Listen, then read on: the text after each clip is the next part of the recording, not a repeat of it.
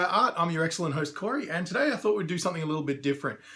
What I've got is I've got a half-completed picture that I was working on the other night, and I didn't think to click record, but I thought what might be interesting is if I showed you the process going from sort of like a half-done picture right through to the completed product.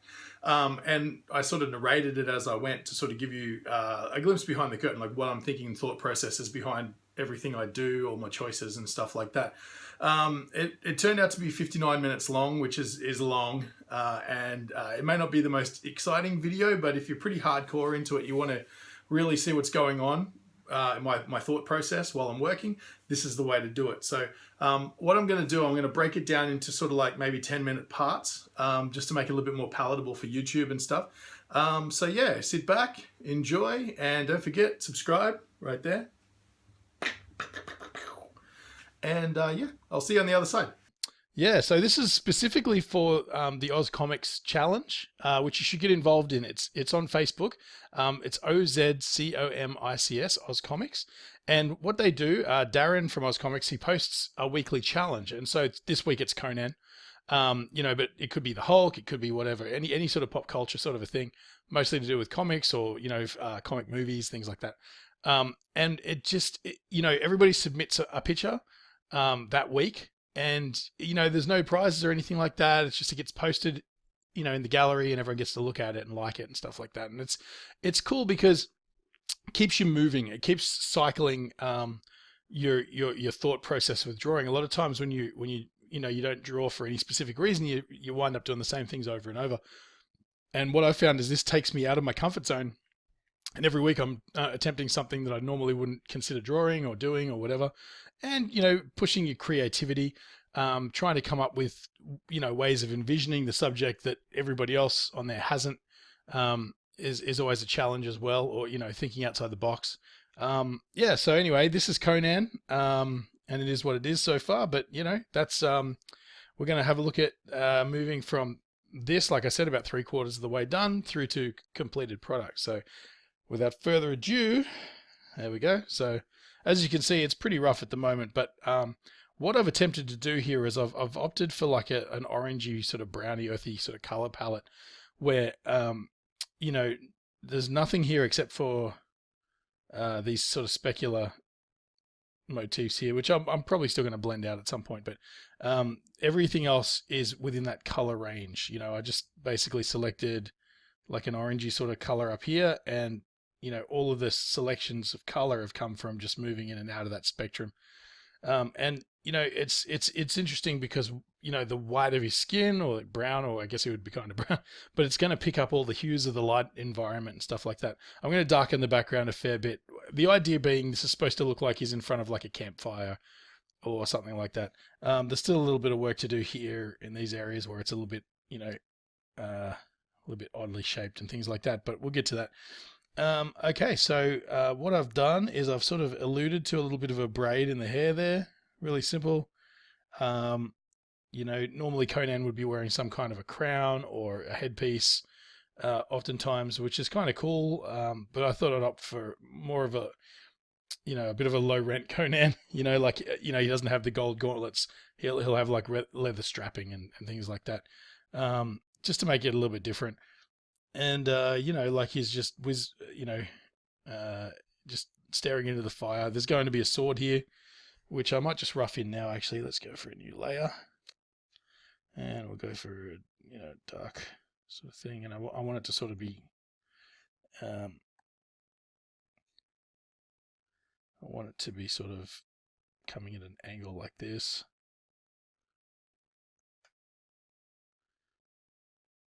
And what you'll see here is the ability to, rough in rough shapes and, from that take, alluding to detail is sometimes better than painting detail.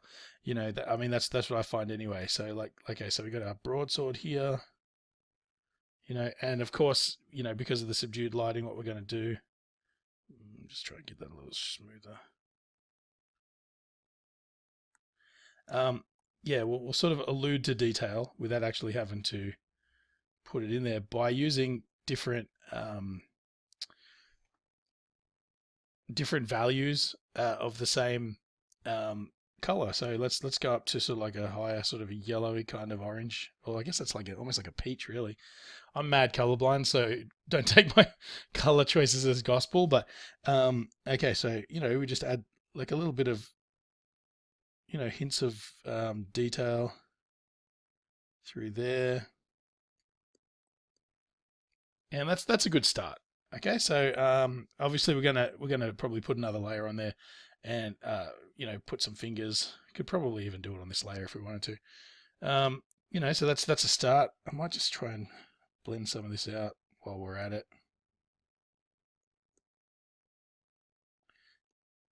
Just to sort of give it that shape. And we're going to want some texture on this hand grip sort of pommel section.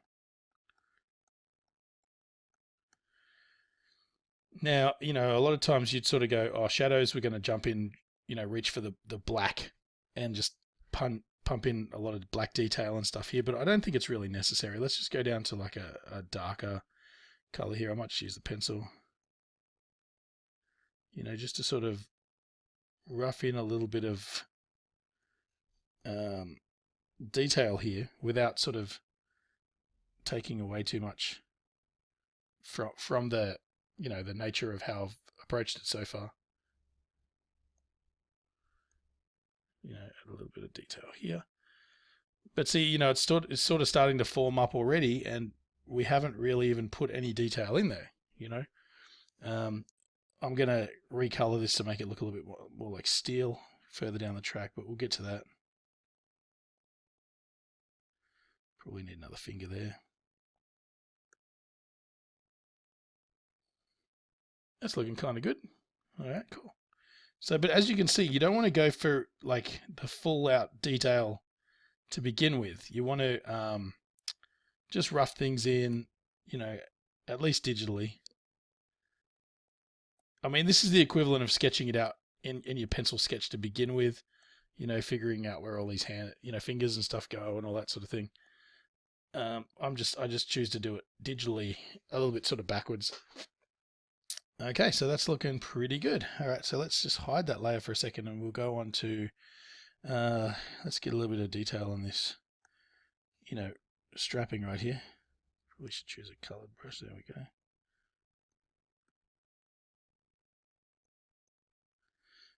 And I'm kind of almost letting, the paint brush do the work for me here, like it's sort of smearing a little bit of shading in there already without actually even trying. That's looking pretty good. Get a darker tone.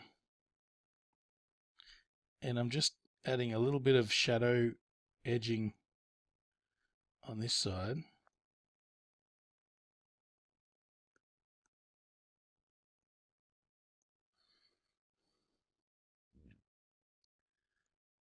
Like that. And again, we're going to highlight the other side.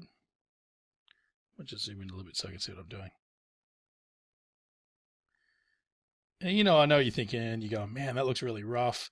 But that's, you sort of, well, I tend to work like this, and then go through and clean up things later because, I feel like you waste a lot less time going back and fixing things later on if you sort of start rough,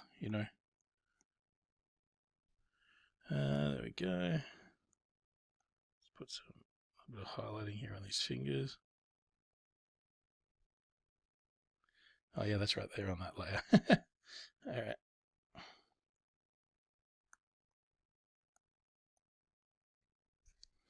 Okay, starting to get there. Just going to blend in these fingers a bit.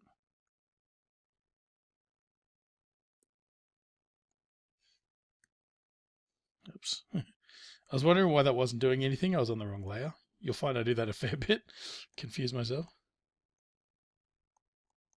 Just going to rub that out a little bit through there.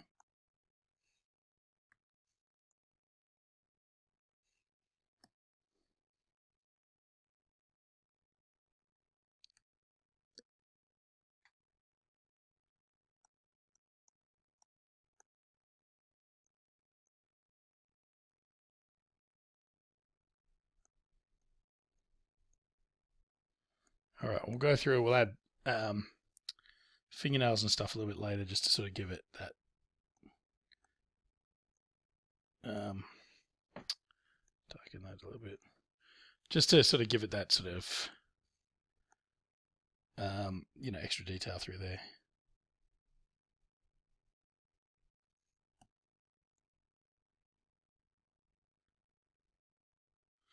Another interesting thing to look at when you're sort of looking around at the world and seeing how things work, because part of being an artist is being an observer of things and seeing how things work and stuff like that. And a lot of times where you'd expect to see a shadow fall, it often doesn't hurt to put a highlight instead. It'll depend on how the light's wrapping or if it's bouncing around other areas, off other surfaces and things like that. But, it's one of those things you can't really sort of teach. You sort of have to observe it in nature and figure out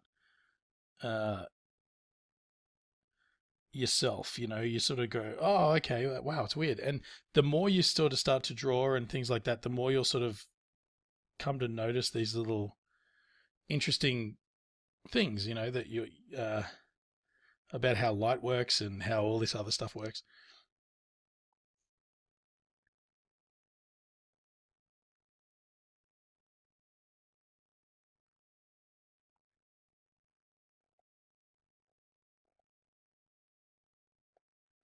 There we go. Starting to look like something. Let's have a look at Conan's thumb.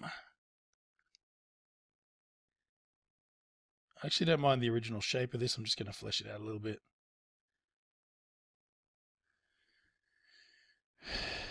Oops. Let's get back to like that tone there.